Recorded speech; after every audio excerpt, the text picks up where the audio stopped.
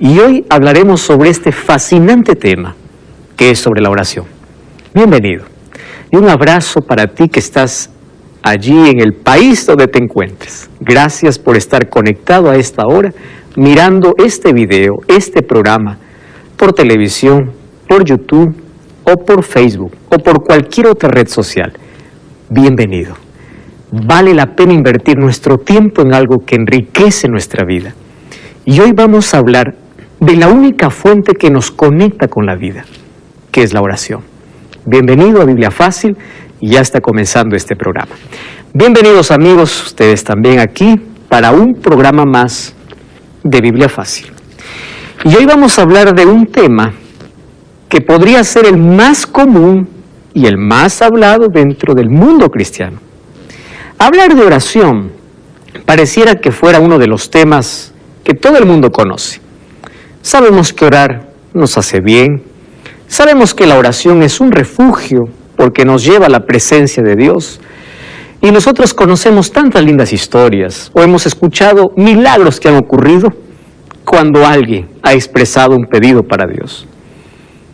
Pero sé que a todos nos ha pasado que a veces parece que la oración no tiene sentido, porque por más que oramos, no encontramos respuesta.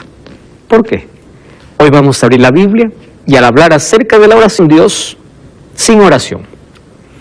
No existe relación sin comunicación, ¿verdad? Una relación de amistad o de amor tiene que tener comunicación. Y la manera como nos relacionamos con Dios no es diferente. Tiene que ver con comunicación. Solo que no existe varias formas de entrar en comunicación con Dios. Nos comunicamos con Él a través de la oración. La oración entonces se convierte en la vida del cristiano como algo que no encuentra sustituto. Es insustituible. ¿Correcto? Tú puedes hacer cualquier otra actividad, pero si no oras, no tienes relación correcta.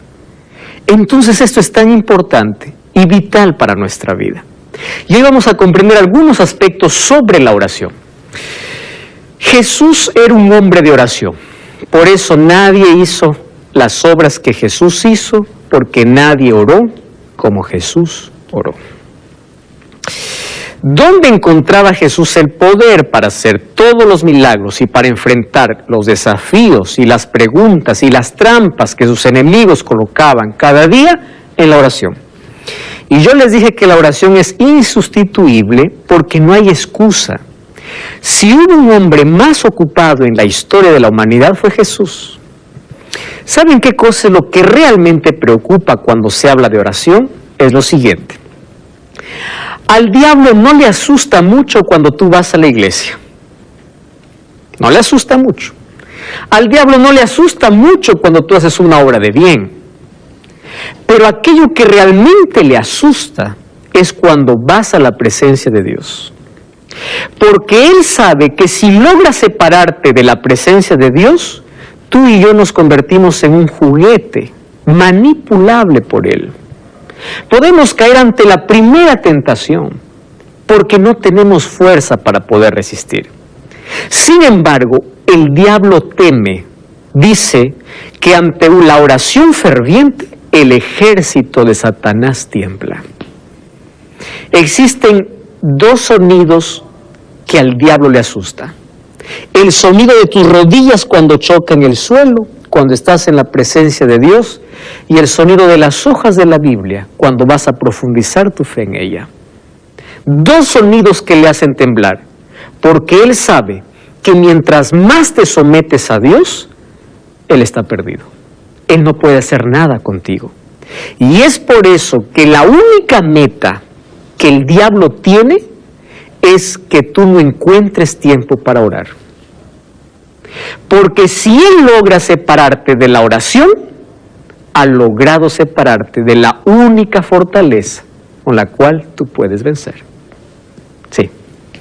¿Es preciso arrodillarte para orar? En la Biblia nosotros encontramos varias formas de hacer una oración.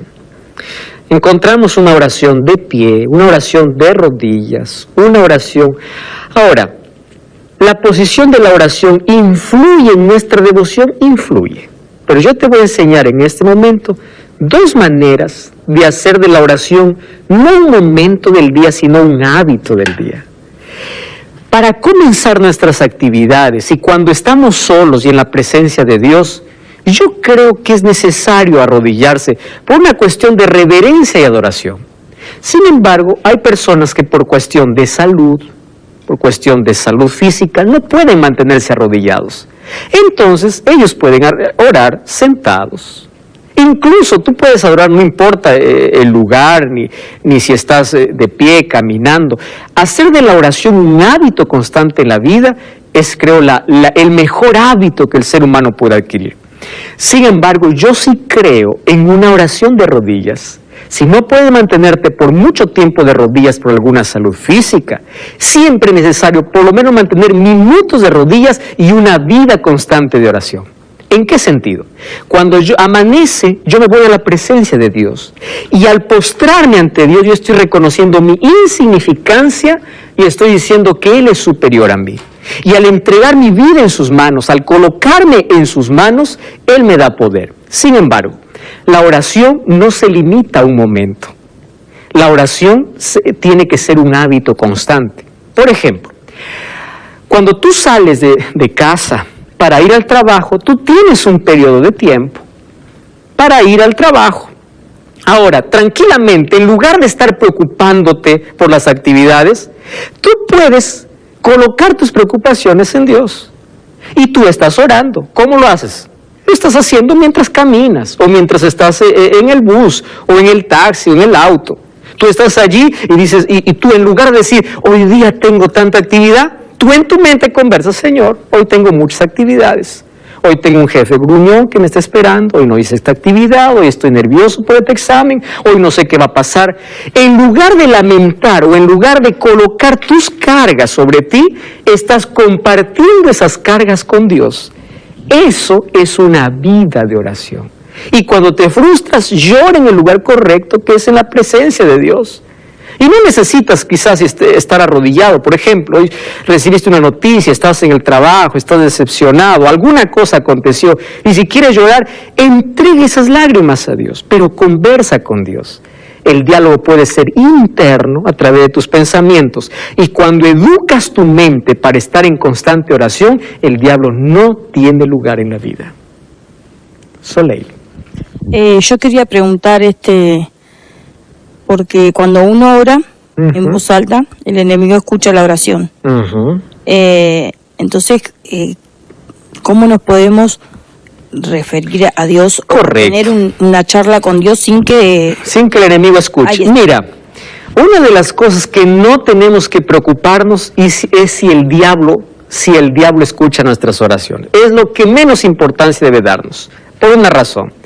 Vamos a imaginar que yo estoy pidiendo algo que es tan íntimo a Dios, pero yo lo quiero hacer de manera verbal. Ojo, no lo estoy haciendo delante del público, es solo yo y Dios, en mi intimidad con Dios, en un lugar secreto.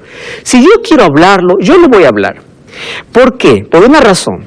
Porque yo sé que aunque el diablo escuche e intente frustrar los planes de Dios, Dios es más poderoso. Entonces, la oración me enseña a depender de Dios. ¿Correcto? La oración debe convertirse en un hábito constante en la vida. Y créame una cosa, la mayor lucha que tiene todo cristiano es orar. No existe otra lucha mayor que esa. No existe. Porque aquí no estoy hablando de un momento de oración, de aquel que hace por la mañana, Señor, gracias por la noche, acompáñame el día, amén, en la noche, Señor, gracias por el día, acompáñame esta noche, amén. Eso no es oración.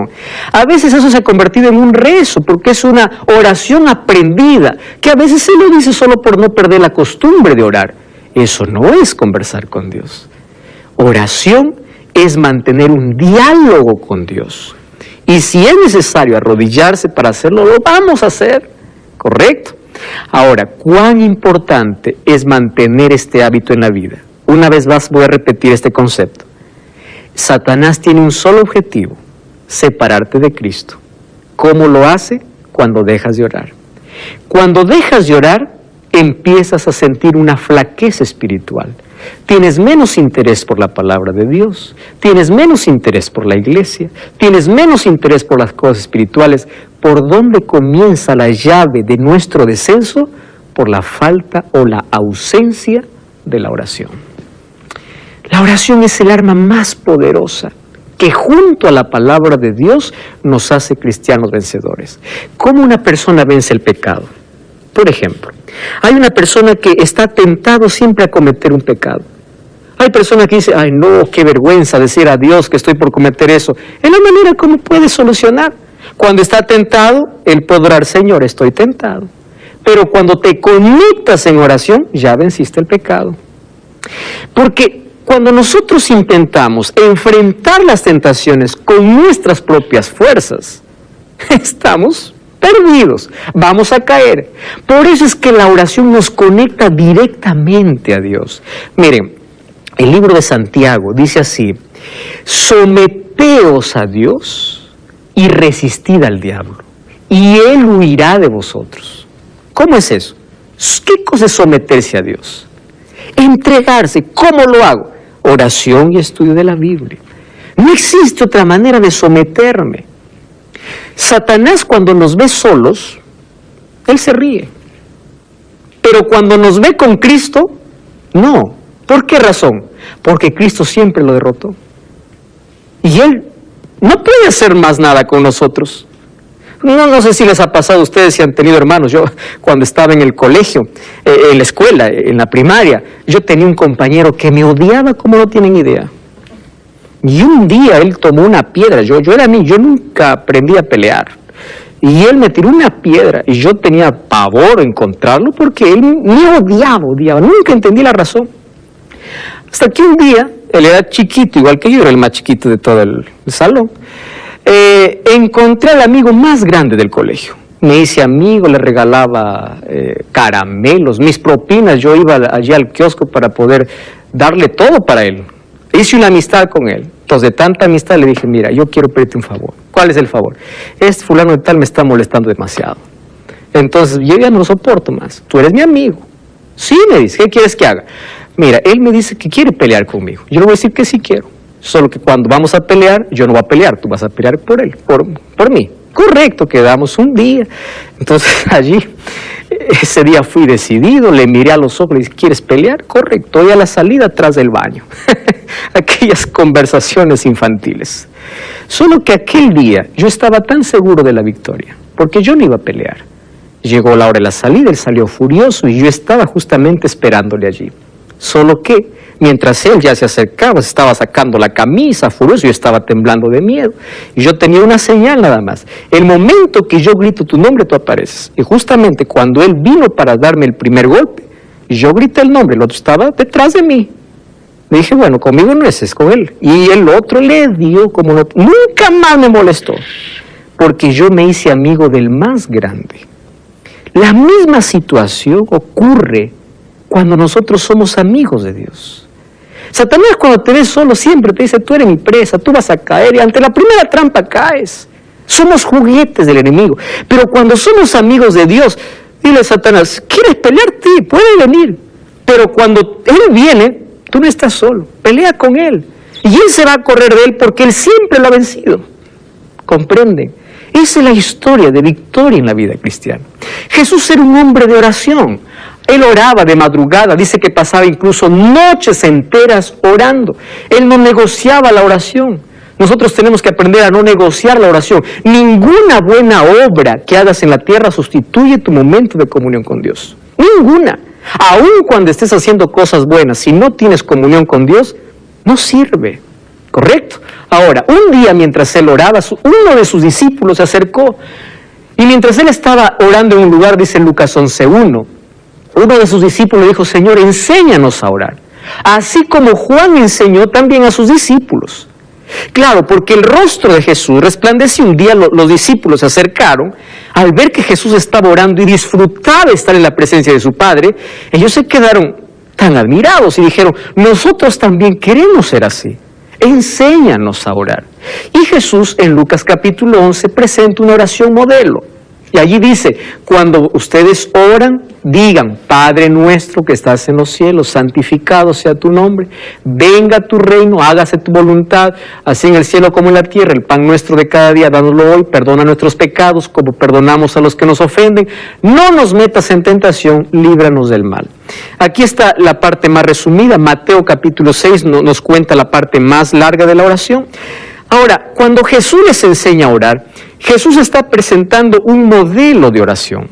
¿Qué cosa es un modelo de oración? Una estructura. Orar no es repetir todos los días el modelo. Ahora ya no se suele enseñar, pero antes los profesores nos enseñaban a hacer cartas. Ahora ya nadie manda cartas, ¿verdad? Estoy hablando del tiempo antiguo, Wilfredo, tú que eres profesor. Antes, ¿cuáles eran las partes de una carta? Nombre, ¿verdad? Lugar y fecha, destinatario, saludo, contenido, despedida, firma, postdata, si te olvidaste algo. Entonces, los profesores nos enseñan la estructura, pero el contenido tú lo colocas.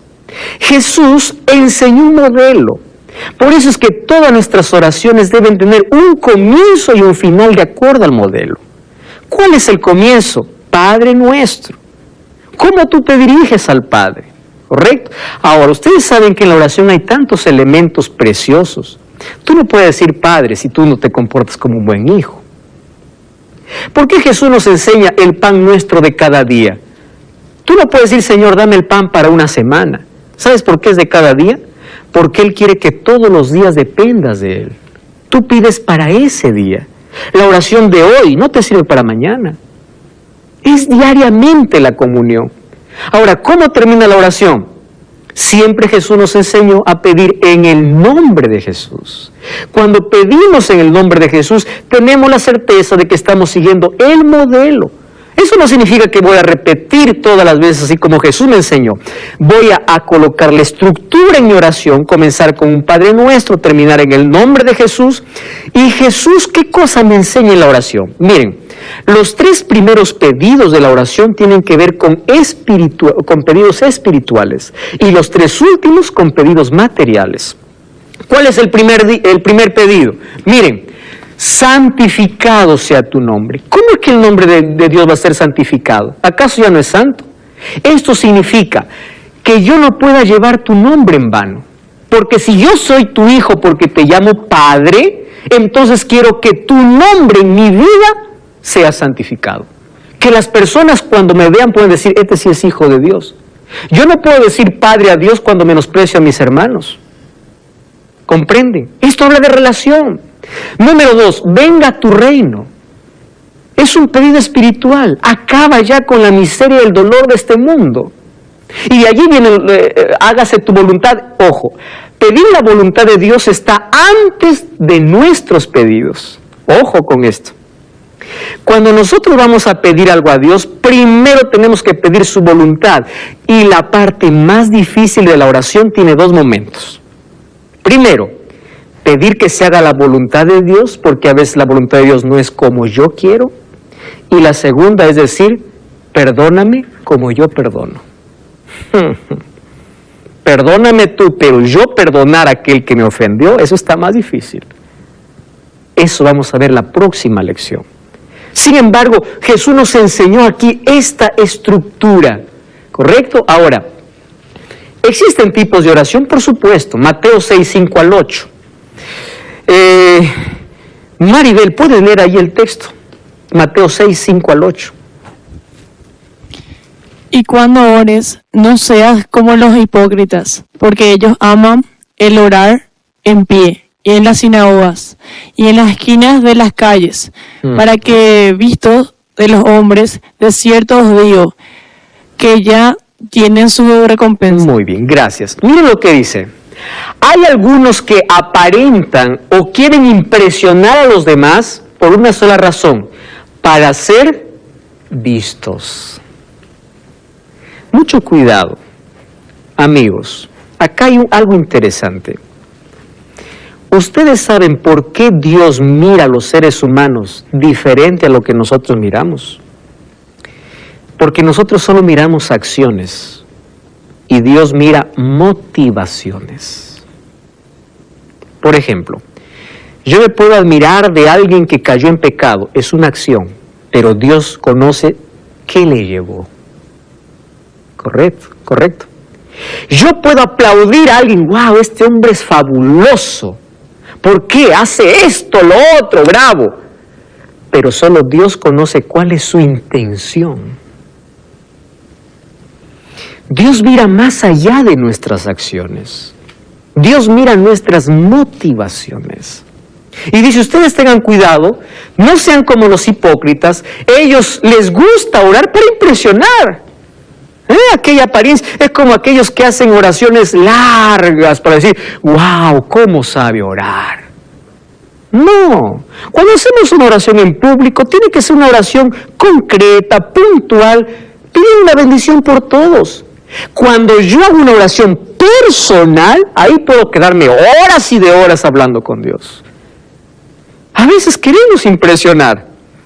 A veces pido a alguien que ore y busca palabras rebuscadas de aquí para allá. ¿A quién quiere impresionar? La oración es un diálogo sincero. Es una conversación con Dios. Es hacer de Jesús nuestro amigo. Ahora fíjense, dice así Jesús, cuando tú ores, entre en tu aposento, cierra tu puerta, ora a tu Padre.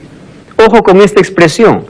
Hay algunos que dicen, voy a rezar o voy a orar a San Pedro, a San Judas, a San Pablo. La oración es a tu Padre. Para comenzar, ninguno de ellos va a interceder porque el único intercesor, según 1 Timoteo 2:5, es Cristo. Entonces, cuando ores tu oración, no dirijas a otros, sino a tu Padre. Eso es lo que Jesús nos enseña. Y Él que te ve en secreto, entonces te recompensará en público. Y orando no uséis vanas repeticiones como hacen los gentiles que piensan que por su palabrería serán oídos. ¿Qué más dice? No os hagáis semejantes a ellos, porque vuestro Padre sabe de qué cosas tenéis necesidad antes que vosotros le pidáis. Ojo con esta expresión. Primero dice, no imiten aquellas acciones. ¿Correcto? Número 2, Él dice, no seáis como ellos, pero Dios ya sabe sus necesidades. Entonces aquí viene la pregunta, si Dios sabe lo que necesito, ¿para qué necesito orar?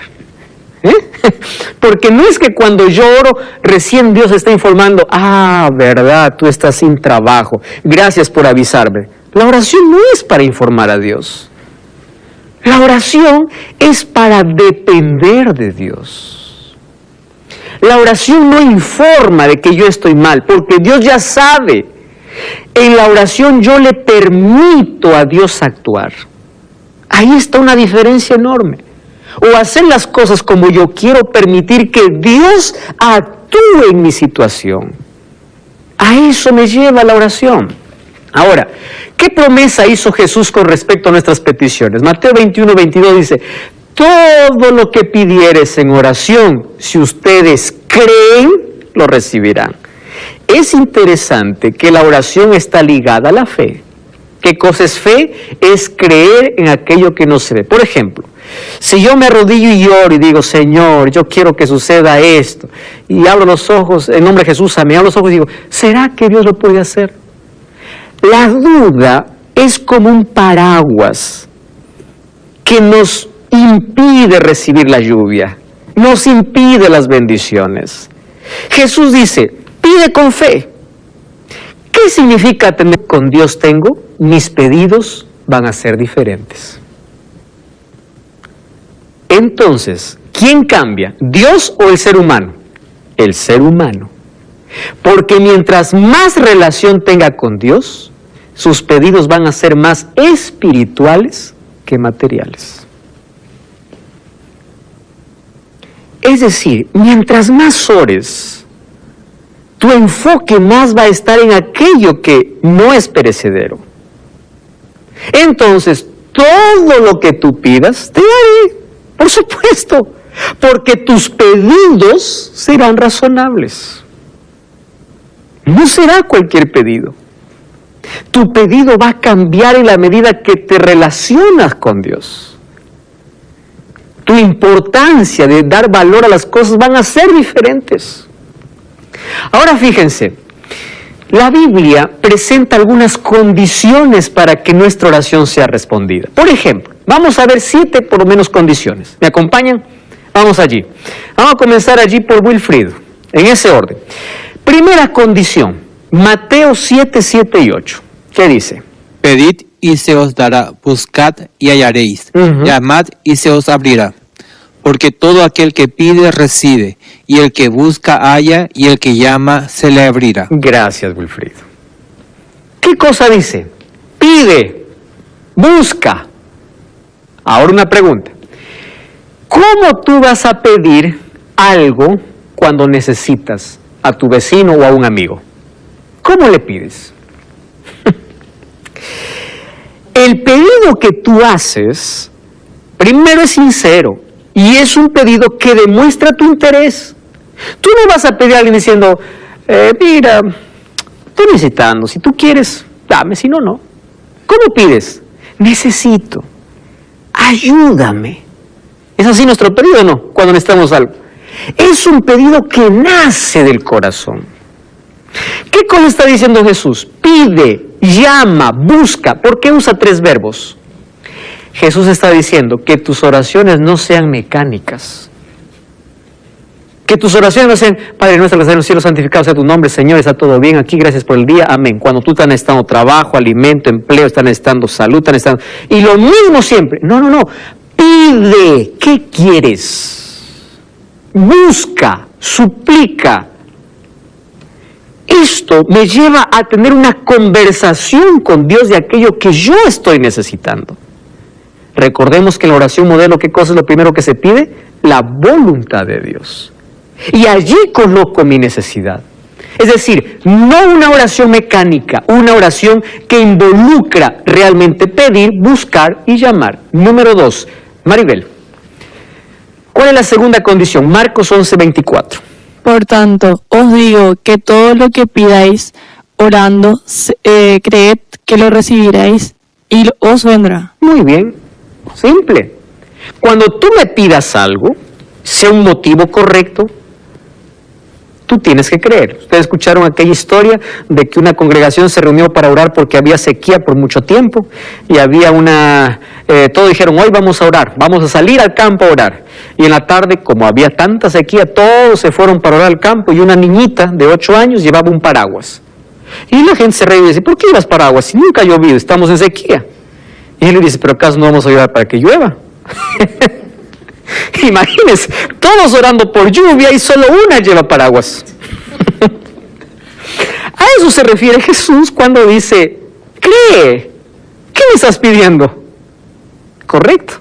Es más, yo le voy a enseñar algo de mi experiencia. Yo incluso agradezco a Dios por las cosas que le pedí y aún no recibo. No recibí, pero ya le agradecí. Él me dará cuando quiere. Y si no me da, pues no me da. Pero ya le agradecí. La gratitud hace que podamos abrir nuestros ojos más a las bendiciones que a los problemas. Sí, Claudia. eso mismo, ¿no? Que siempre nos hemos acostumbrado a pedir, más no agradecer a través de una oración. Es verdad. Y yo creo que es más importante también el agradecer nuestra comunión con Él y agradecer porque tenemos vida, porque nosotros... ¿Cuántos hijos tienes, Claudia? Una hija. Una hija. Sí. Imagínate que todos los días tu hija venga, quiero, y nunca te diga gracias, mamita, te amo, mamita, gracias. Difícil, ¿no? Muy difícil, Ok. muy difícil. Lo mismo sucede con nosotros. A veces las actitudes quiero, y si no me das, reniego contra ti. Si me das, bueno, ya está, pues me diste, ¿no? Sí. Y que a Y veces no hay momentos de gratitud. Él espera el agradecimiento. Tiene mucha razón. Tercera condición, Soleil. ¿Cuál es la tercera condición? Juan capítulo 15, versículo 7. Si permaneceréis en mí, mis palabras permanecerán en vosotros. Pedid todo lo que queréis y os será Hecho. Miren qué interesante. ¿Quiere recibir todo? Correcto. Permanece. Permanece en mí y mis palabras permanecerán en vosotros. Cuando eso suceda, pide lo que quieras. Señor, pide lo que quiero, está bien. Pero ¿estás permaneciendo en mí? Esa es una condición. Eso significa que yo debo vivir aquello que conozco. Miren, Proverbios 28:9 tiene una declaración muy fuerte. Dice así: el que aparta su oído para no oír la ley, su oración también es abominable. Proverbios 28:9. Interesante. Cuando yo empiezo a pedir a Dios, yo tengo no solo que creer, sino tengo que permanecer en aquello que Dios tiene para mi vida. Permanecer en Cristo. Número 4. Vamos a ver la cuarta condición. Florencia. Número 4. Y cuando estéis orando, perdonad, si tenéis algo contra alguno, para que también vuestro Padre, que está en los cielos, os perdone a vosotros vuestras ofensas. Porque si no perdonáis, tampoco vuestro Padre, que está en los cielos, os perdonará vuestras ofensas. Ya les dije que esta era una de las cosas más difíciles. Señor, perdóname. Hijito, ¿cómo te voy a perdonar? ¿De qué te sirve la paz que yo te voy a dar cuando en tu corazón hay tanto resentimiento contra otro? El perdón funciona en dos líneas, vertical y horizontal. Yo perdono, pido perdón. Por eso la condición es, ¿quieres perdón? Perdona. Yo creo que esta es una de las cosas más difíciles para los cristianos. Qué difícil es perdonar. Vamos a hablar el siguiente programa sobre el perdón. Vamos a ver todo lo que es respecto al perdón. Pero fíjense aquí. Dice, vuestro Padre que está en los cielos os perdonará vuestras ofensas. Quiere decir, cuando yo peco contra Dios, pido perdón a Dios. Pero cuando alguien me ofende, ofendo a alguien, yo tengo que pedir perdón o perdonar. Porque así funciona el asunto. Aquel que no sabe perdonar, hay una frase que dice, está rompiendo el mismo puente por donde tiene que pasar. Número 5. Vamos allí, Liz. Número 5. Otra vez fue y oró por segunda vez diciendo, Padre mío, si no puede pasar de mí esta copa sin que yo la beba, hágase tu voluntad. ¿Quién está orando aquí? Jesús. Y Jesús mismo, Él estaba pidiendo la voluntad del Padre. Queridos, esto es lo más difícil incluso.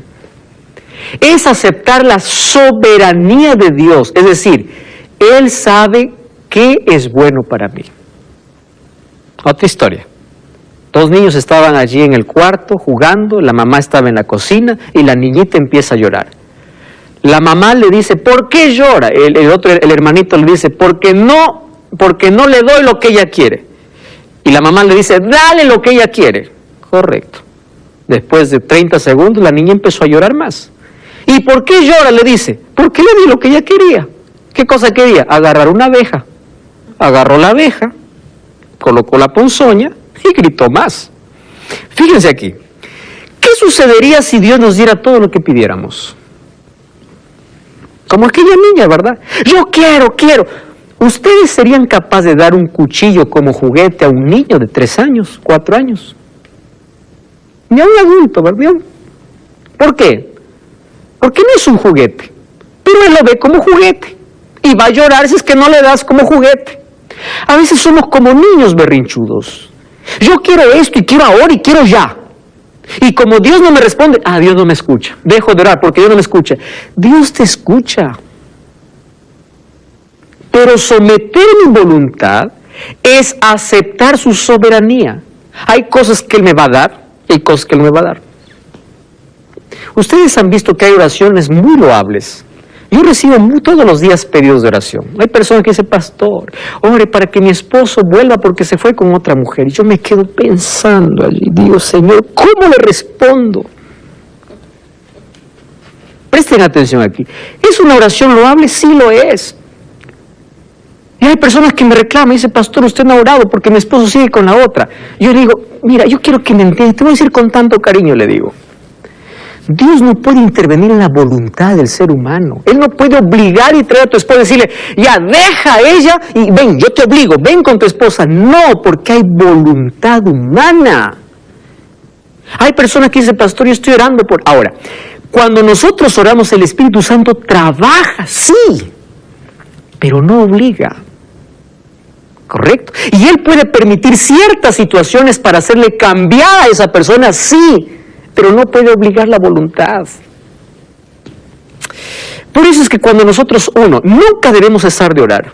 Orar y orar y orar, insistir en orar. Pero número 2, nunca debemos pensar que Dios no nos escucha. Hay condiciones, sí, y tenemos que someternos a esas condiciones que Él colocó, pero Dios siempre escucha. Pero no siempre responde como nosotros queremos. Número 6, ¿verdad? Perseverad. Claudia. Perseverad en la oración, velando en ella con acción de gracias. Persevera. Jesús contó una historia en Lucas 18 de una mujer viuda que insistía todos los días en la puerta del juez. ¿Escucharon ustedes la historia del juez injusto, verdad? Lo cuento así por el tiempo, rapidito. Todos los días iba a la puerta del juez, hazme justicia, hazme justicia. Y el juez dice que no cree ni en Dios ni en el diablo. Entonces, ojo, es una parábola, por eso es que nunca debemos sacar de una parábola una doctrina, porque las parábolas enseñan solo lecciones. ¿A quién representa ese juez? ¿A Dios? ¿O sea que Dios es injusto? No, la lección no es con el juez, la lección es con ¿quién? Con la viuda. Entonces ella todos los días iba, y un día este juez llega y dice, bueno, esta mujer me va a estar molestando todos los días. Entonces, para que ya no pueda verlo su cara otra vez, ¿qué quieres? Quiero justicia. Y le hizo justicia. Y Jesús aplica y dice, si este juez, siendo malo e injusto, le hizo justicia porque ella insistía, ¿cuánto más vuestro Padre? Qué interesante. Pero ¿qué cosa hizo esta mujer? Perseverancia. Miren, mientras más perseveramos en la oración, más comprendemos el plan de Dios. Nuestros ojos se abren a cosas que antes no veíamos. Cuando hablamos de la oración, vamos a la última condición. Juan 14:13 dice, todo lo que pidiereis al Padre en mi nombre, yo lo haré. Por eso nuestras oraciones deben hacerse en el nombre de Jesús. Y Él nos responde siempre con 3 respuestas, ¿verdad? ¿Cuáles son las respuestas? Sí, no o espera. Cuando Dios nos dice sí, nuestra fe crece. Cuando Dios nos dice no, nuestra dependencia crece. Porque dependemos más, perseveramos en la oración. Y cuando Dios nos dice espera, nuestra expectativa crece. Porque lo que Él nos va a dar es lo mejor. Pero siempre va a haber crecimiento cuando hay oración. Siempre.